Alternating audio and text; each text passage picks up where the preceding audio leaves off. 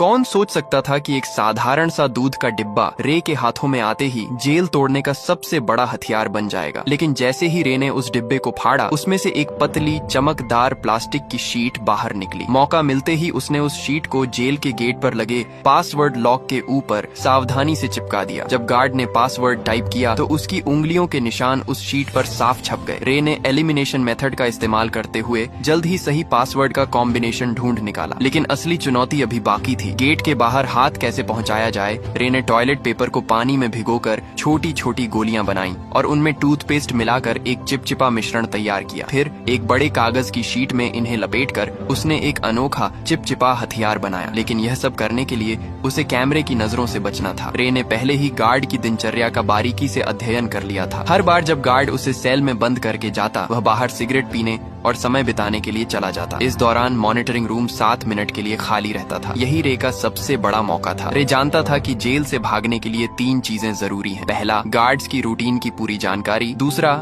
Jail के ढांचे का सटीक अंदाजा। और तीसरा, बाहर किसी भरोसेमंद साथी का होना। रे ने पहले 2 चीजों पर पकड़ बना ली थी। उसने जेल के पास एक कमजोर जगह भी ढूंढ निकाली थी, एक फायर स्टेशन जो जेल की दीवार से सटा हुआ था। रे के पास ब्लैक सेल की लोकेशन का भी पता था। सब कुछ दिमाग में सेट करने के बाद उसने अपने प्लान को अमल में लाना शुरू किया। उसने जानबूझकर एक कैदी पर हमला कर उसे घायल कर दिया। जैसा उसने सोचा था वैसा ही हुआ। गार्ड्स ने उसे सजा के तौर पर ब्लैक सेल में डाल दिया। जब गार्ड खाना देने आया, रे ने चुपके से कागज की गोली छोटी खिड़की के ताले में डाल दी, जिससे वह आसानी से खुल गई। पासवर्ड सिर्फ 4 अंकों का था, जिसे रे ने चुटकियों में क्रैक कर लिया। ब्लैक सेल से निकलते ही उसने मॉनिटरिंग सिस्टम को हैक कर 1 मिनट पुराना फुटेज चला दिया ताकि गार्ड्स को कुछ पता न चले। इसके बाद उसने फायर स्टेशन से जुड़ी वेंटिलेशन पाइपलाइन को खोज निकाला। जब गार्ड सिगरेट पीने में व्यस्त थे, रे उस पाइप के रास्ते रेंगता हुआ बाहर निकल गया। बाहर उसकी साथी पहले से ही तैयार थी। उसने एक छोटी कार में विस्फोट कर दिया, जिससे फायर अलार्म बज उठा। गार्ड्स ने सीसीटीवी फुटेज चेक की,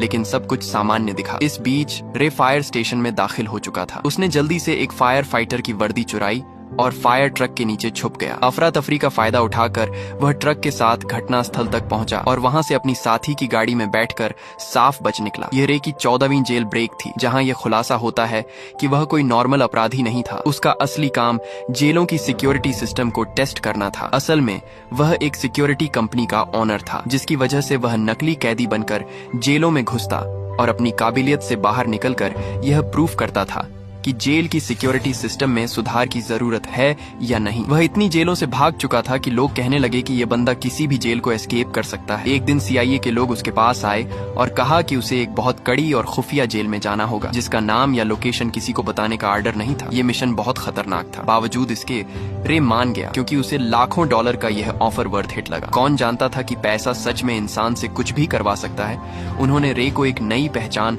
और एक सीक्रेट एग्जिट कोड दिया, जिसका इस्तेमाल वह अगर कुछ गलत हो तो भागने के लिए कर सकता था। जाने से पहले उन्होंने उसके शरीर में एक ट्रैकिंग डिवाइस भी लगाया। जल्दी ही वह दिन आ गया जब उसे जानबूझकर अरेस्ट होना था, लेकिन अचानक कुछ लोगों ने उसे अगवा कर लिया और इलेक्ट्रिक शॉक दे दिया। इससे पहले कि उसे कुछ समझ आता, उन्होंने उसके हाथ से ट्रैकिंग डिवाइस को निकाल दिया और उसे बेहोश कर दिया। जब उसकी आंखें खुली तो उसने खुद को एक अजीब सी जेल में पाया, जिसमें हर रूम कांच का बना हुआ था और वहाँ हर जगह कैमरे थे। उसके आसपास सभी कैदियों को भी ऐसे ही 24 घंटे सुपरविजन में रखा गया था। ये जेल पूरी तरह से हवा में लटकी हुई थी, जिससे कोई भी कैदी जमीन खोदकर भागने का सोच भी न सके। यह देखकर रे को तुरंत समझ आ गया कि वह एक बुरी सिचुएशन में फंस चुका है। वहाँ से जितना जल्दी हो सके निकलने के लिए उसने सीक्रेट कोड बोला, लेकिन जेल का जेलर एक टेढ़े दिमाग का आदमी निकला। उसने बिना कुछ सुने रे को फिर से बंद कर दिया। अब यहाँ ये राज सामने आता है कि जेलर किसी ऐसे आदमी से मिला हुआ था जो रे का दुश्मन था। कुछ देर बाद उसने देखा कि यहाँ के गार्ड्स पूरी तरह से हथियारों से लैस हैं और चेहरे पर काले मास्क लगाकर घूमते हैं, और गार्ड्स की संख्या भी कैदियों से कई ज्यादा थी, जिसकी वजह से उनका जब मन करता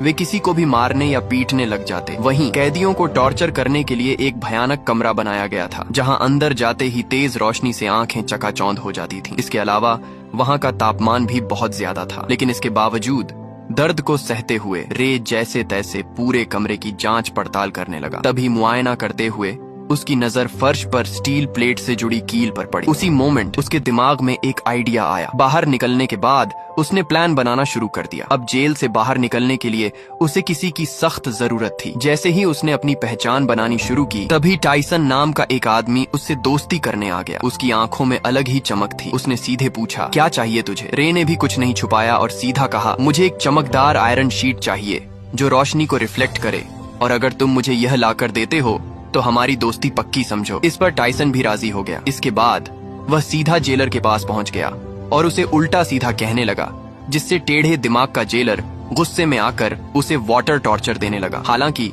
इसी बीच टाइसन ने चालाकी से उस कमरे का ड्रेन कवर निकाल लिया। काफी मार खाने के बाद उसने वह कवर रे के हवाले कर दिया। रे को लगा, वाह, यह आदमी तो काफी शातिर खिलाड़ी निकला। टाइसन से इम्प्रेस होकर उसने अपनी असली पहचान बता दी कि मैं एक जेल ब्रेकर हूँ। इसी के साथ उसने अपना एनालिसिस भी बताया कि इस जेल का स्ट्रक्चर वर्टिकल है, जिसका मतलब यह जेल अंडरग्राउंड में बनाई गई है। दरअसल जब रे टॉर्चर रूम में था तो उसने जमीन के नीचे से पानी की आवाजें सुनी थी, जिसका मतलब वहाँ एक पानी की पाइपलाइन हो सकती है जिससे उन्हें भागने का रास्ता मिल सकता है। इस सब के बाद टाइसन ने जानबूझकर जेल के गुंडे मार्को ब्रदर्स से पंगा ले लिया। उधर रे ने एक रोटी को हथेली में छिपा लिया। फिर जैसे ही मार्को के आदमियों ने जेल में मारपीट मचाई, प्लान के अकॉर्डिंग दोनों को टॉर्चर रूम में डाल दिया गया। वहाँ पहुंचते ही रे ने फौरन ड्रेन कवर निकाला और उसकी रिफ्लेक्शन से कीलों पर फोकस डाला। देखते ही देखते हाई टेम्परेचर की वजह से वे कीलें पिघल कर बाहर निकलने लगी और एक एक करके कुछ ही सेकंडों में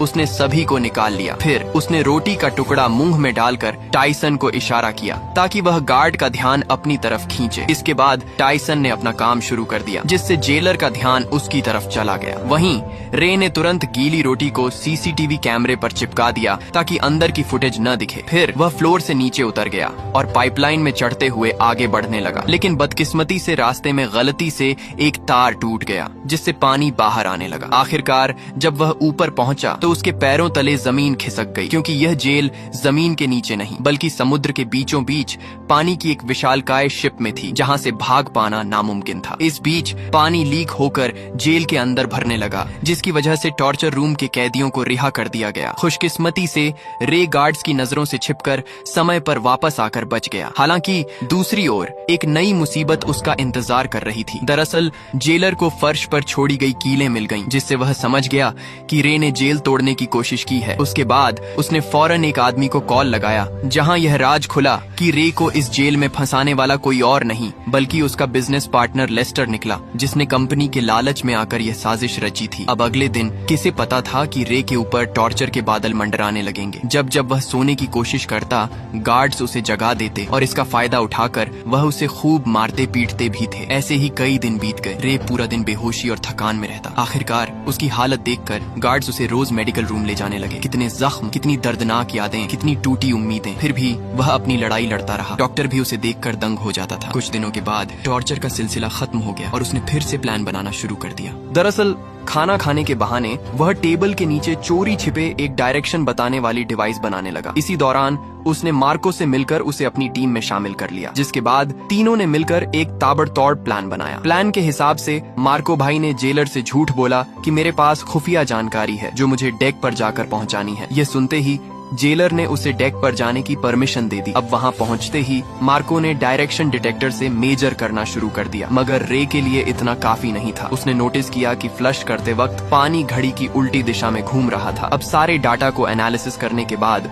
उसने कंक्लूड किया कि वह अभी नॉर्दर्न हेमिस्फेयर में है। फिर एक नए आए कैदी से पूछने पर पता चला कि अभी नवंबर का महीना चल रहा है। इसके बाद रे ने अपने बॉडी टेम्परेचर को ध्यान में रखकर अनुमान लगाया कि वहां का तापमान जरूर मोरक्को तट के आसपास का होगा। इतनी मशक्कत के बाद आखिरकार अंत में जाकर उन्होंने क्लियर लोकेशन का पता लगा ही लिया। हालांकि लोकेशन पता होने के बावजूद वे वहां से निकलते भी तो कैसे। तभी टाइसन ने कहा कि अगर हम किसी तरह से बाहर मौजूद मेरे आदमियों तक मैसेज भेज सकें तो हमें यहाँ से निकलने से किसी का बाप भी नहीं रोक सकता। उसकी बातें सुनकर रे को लगा कि इस जेल का डॉक्टर शायद उसकी मदद कर सकता है। उसके बाद उन्होंने एक प्लान बनाया, जिसके अकॉर्डिंग टाइसन ने जानबूझकर रे पर हमला कर दिया, जिससे वह डॉक्टर के पास जा सके। ऐसे ही कई दिनों तक रे बीमार होने का नाटक करके रोजाना डॉक्टर के पास जाने लगा। डॉक्टर को भी रे का दर्द बर्दाश्त नहीं हुआ और वह उसकी मदद करने के लिए राजी हो गया। अब यहाँ यह खुलासा होता है कि दरअसल डॉक्टर भी यहाँ उम्र कैद की सजा काट रहा था, इसलिए उसने रे को उसके परिवार से मिलाने का वादा किया। जिसके बाद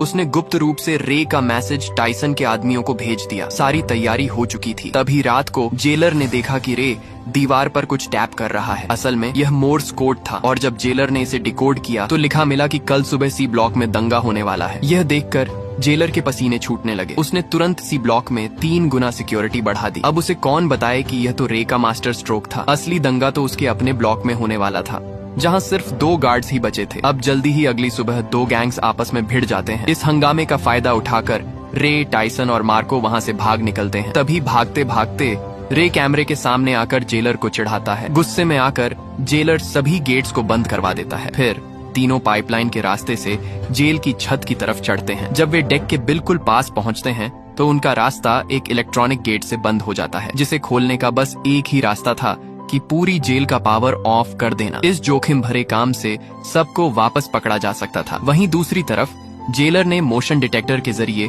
उनकी लोकेशन ट्रेस कर ली और फिर सारे गार्ड्स उनके पीछे लग गए। तभी भागने के दौरान मार्को को गोली लग जाती है। वह समझ जाता है कि उसका जिंदा बचना अब मुश्किल है, इसलिए वह अपने साथियों को भागने को कहता है और अकेले गार्ड्स को रोकता है। जैसे तैसे रे नीचे पावर रूम तक पहुंचकर पूरे शिप का पावर ऑफ कर देता है और ऊपर गेट खुलते ही टाइसन तुरंत डेक तक पहुंच जाता है। खुशकिस्मती से वहां हेलीकॉप्टर भी पहुंच चुकी थी, लेकिन टाइसन के मजबूत इरादों की वजह से वह रे को अकेला छोड़कर जाता भी तो कैसे। उसने मशीन गन उठाई और सामने आने वाले गार्ड्स पर गोलियां चलानी शुरू कर दी। वहीं दूसरी तरफ रे छुपकर पानी के एक टैंक में घुस गया, जहां उसे ढूंढ पाना मुश्किल था। यह देखकर जेलर ने तुरंत आदेश दिया कि शिप को दोबारा रिस्टार्ट करो, जिस पानी के टैंक में रे छुपा था वह अपने आप फ्लश होने लगा, जिससे रे फौरन समुद्र में जा गिरा। रे का दिमाग देखकर जेलर के तो होश ही उड़ गए। वहीं इधर टाइसन ने एक बंदूक उसकी तरफ फेंकी। रे ने तुरंत कैच किया और कुछ गोलियां फायर कर दी, जिससे जेलर के पीछे रखे तेल के ड्रम फट गए। इसी के साथ जेलर की वही मौत हो गई। अब सब कुछ शांत हो गया और वे दोनों अफ्रीकन तट पर पहुंच गए। अचानक सामने से एक गाड़ी आई, जिसमें से एक लड़की उतरी। वह लड़की और कोई नहीं बल्कि जेसिका निकली, जिसने रे को यह मिशन का ऑफर दिया था। तब रे को पूरी बात समझ आई। ये सारा प्लान टाइसन की बेटी का था। दरअसल जेसिका ने अपने पिता को बचाने के लिए उसे जेल में भिजवाया था और रे की चालाकी से उसे बाहर भी निकलवा लिया। आखिरकार रे के चेहरे पर एक प्यारी सी मुस्कान खिल उठी और ऐसे ही संघर्ष और हार न मानने के जज्बे से वे लोग अपने परिवार से वापस मिल सके। यही मुलाकात इस खूबसूरत फिल्म का अंत बन गई। तो दोस्तों, आशा है आपको कड़ी मेहनत और उम्मीद से भरी ये मूवी पसंद आई होगी। अगर पसंद आई है तो प्लीज नीचे आ रही इन वीडियोस को भी जरूर देखें और वीडियो को लाइक करके चैनल को सब्सक्राइब कर लें, जिससे आपको और भी मूवीज देखने मिल सकें।